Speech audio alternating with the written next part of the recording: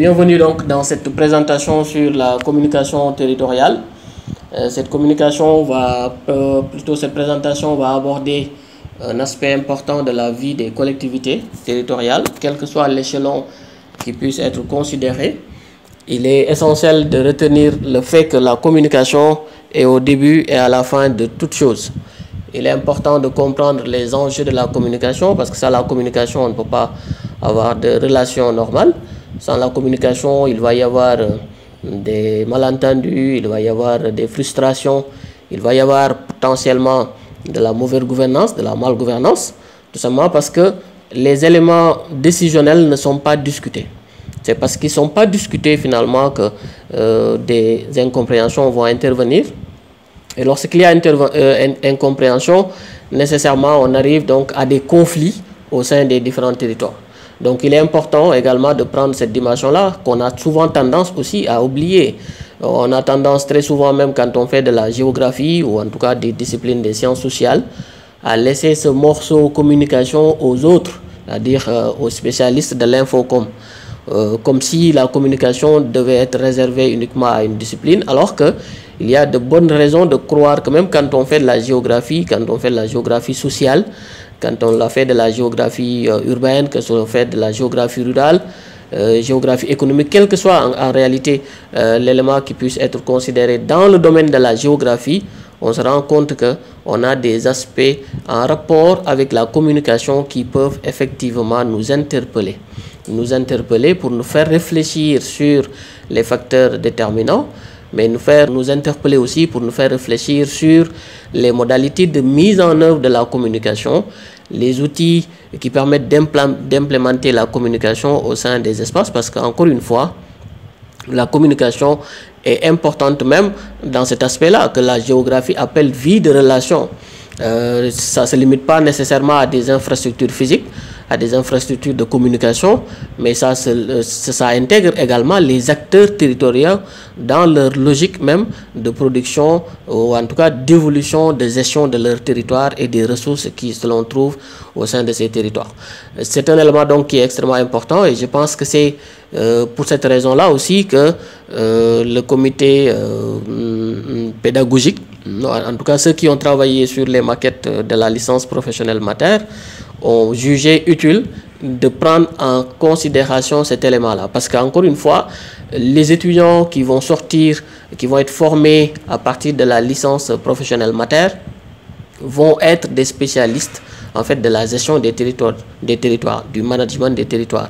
Or, il est important de savoir qu'on ne peut pas gérer des territoires si on ne comprend pas les logiques de production de ce territoire. Parce que le territoire, c'est un espace qui est approprié par des gens qui y vivent, qui établissent des rapports, qui projettent des envies, des préoccupations, etc.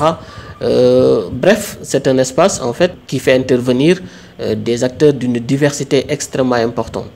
Et cette diversité-là interpelle aussi une réflexion dense et intense sur les différents éléments, les différentes facettes finalement de la vie au sein de ces territoires. Donc il est important justement que l'on puisse nous arrêter, pour discuter des enjeux de la communication au sein des territoires, mais que l'on puisse aussi voir quels sont les outils aujourd'hui que vous pourrez mobiliser opportunément pour faire votre travail, accomplir votre mission, et votre mission va consister entre autres à aider les territoires à se développer.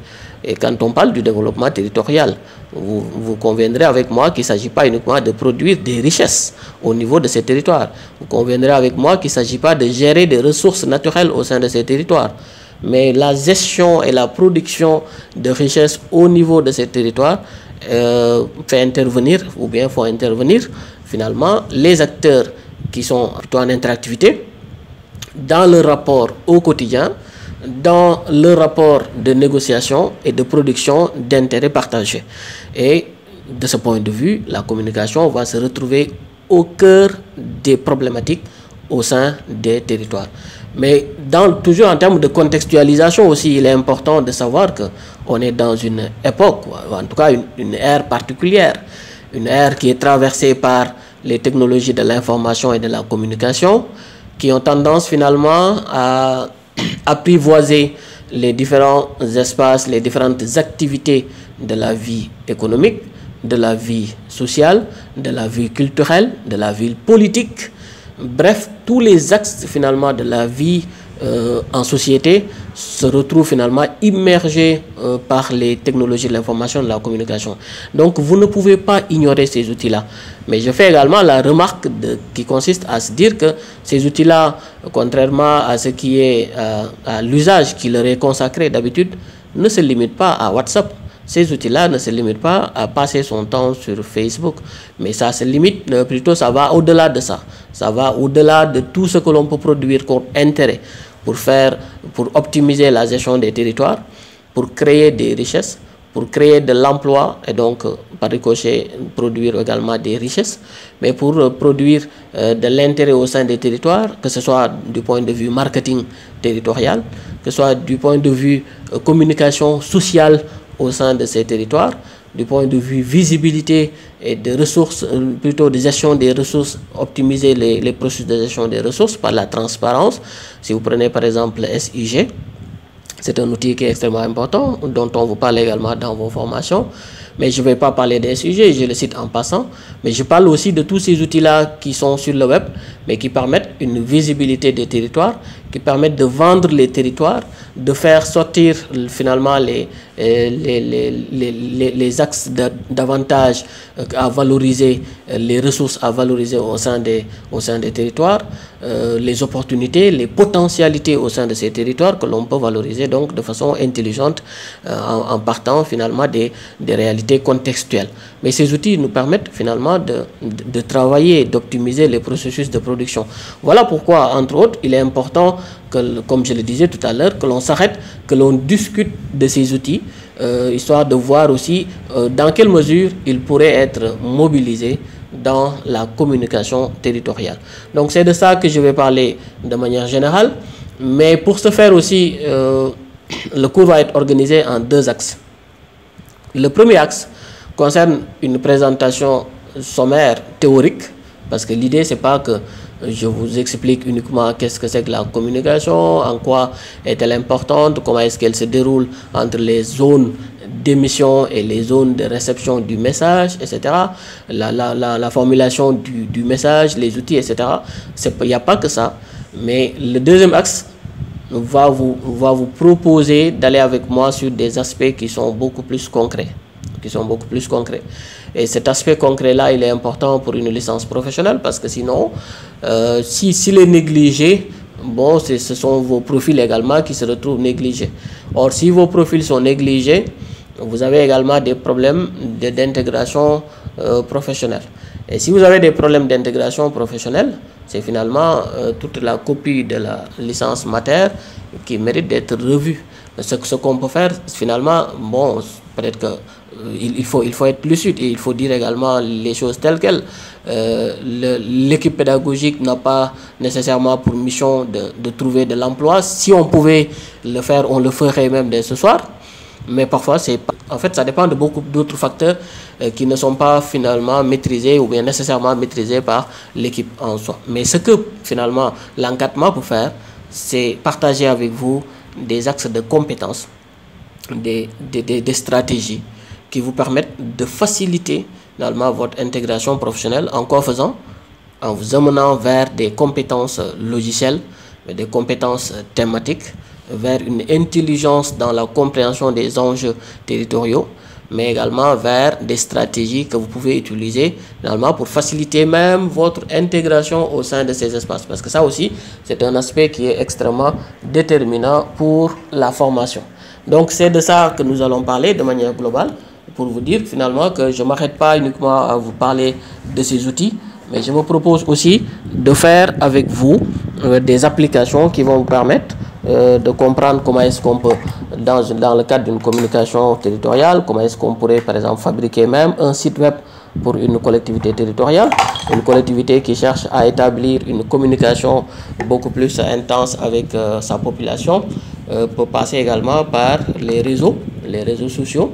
En ce moment-là, oui, vous pouvez créer des pages Facebook, mais il est beaucoup plus important aussi quand vous créez des pages Facebook de pouvoir les lier à un site web, parce que sur Facebook, la communication n'est pas institutionnelle. Facebook ne nous appartient pas. Okay? Mais s'il s'agit par exemple d'un site web, la communication, elle est institutionnelle. Parce que le site web de la commune appartient à la commune, appartient à la mairie et à la population. Et par conséquent, la communication qui passe à travers ce canal-là est beaucoup plus structurée.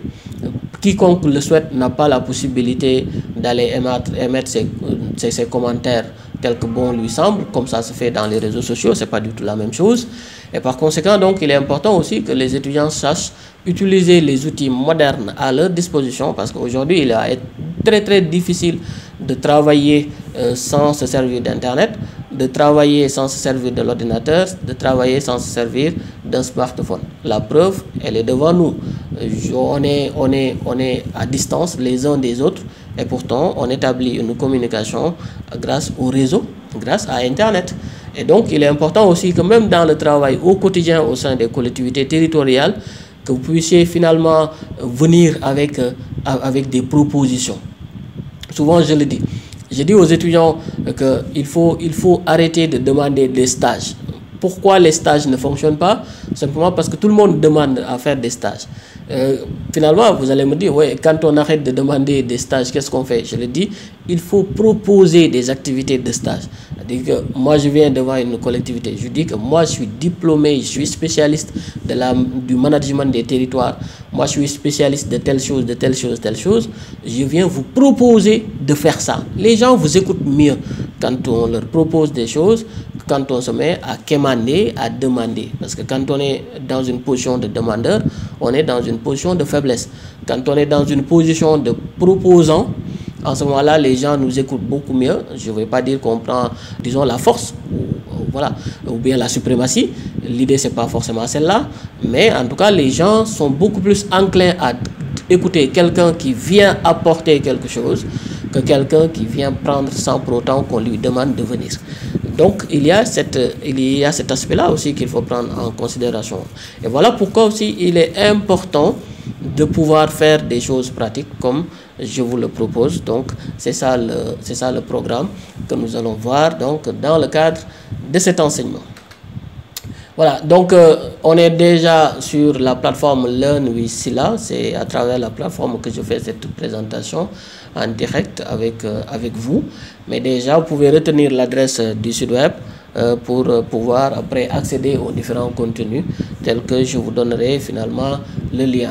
Et bien sûr, il existe aussi d'autres cours qui sont sur ma plateforme parce que je mets tous mes cours sur la plateforme pour faciliter l'accès, le partage des connaissances et des savoirs donc avec mes étudiants, mais aussi avec un grand public parce que j'ai interagi avec aussi des étudiants de la sous-région, mais des étudiants aussi qui sont dans des universités françaises et ça facilite finalement nos interactions, nos échanges.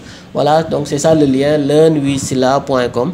Vous pouvez m'écrire, vous pouvez me contacter, donc c'est un plaisir de répondre et de vous aider donc à progresser dans vos différentes activités d'études et de recherche, mais aussi pour répondre à des problèmes en rapport ou à des questions finalement en rapport avec les modalités d'intégration professionnelle parce que ça m'intéresse aussi et j'en parle de temps en autre donc dans mon site aussi.